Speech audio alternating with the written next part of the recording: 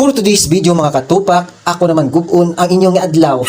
Subong adlaw mga katupak, akong tapuson ang akong naging obra. Ang ginobra ko mga katupak, among pagpanit sang sakasang kahoy sang Madri Cacao.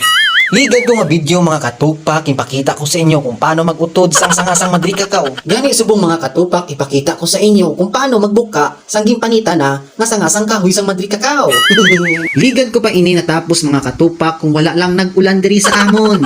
Kisa mga katupak, manami man ang tsimpo. Hindi mo lang mabalaan kung mag-ulan. Sang natapos ko na panit mga katupak, ako na iniging buka. Kaulan tawa mga katupak, kay nabudayan pa ko sina magpiha. Kay hungdon mga katupak, wasay dapat inagamiton. Kay wala kami wasay, binangon na lang akong gingamit. Pasalamat ako mga katupak, kay naging bakal ako nga binangon. Kay may ara ko nga gamiton mga katupak. Samtang gabuka ako sang kahoy mga katupak, dayon ko man ginkantuan ang akong mga bata. Gali mga katupak, bagong bugtaw. Sang natapos ko na panit kagbuka ang kahoy sang Madri Cacao, lantawa mga katupak. Kulang na lang mga katupak ang lulutuon para gamiton ini. Charot lang. Gani mga katupak, paki-follow sang ako nga Facebook page kag paki-share. Siyempre hindi pagkalimti ang pag-like at pag-comment. Thank you gid mga katupak sa pagsubaybay nyo sa ako nga video mga katupak.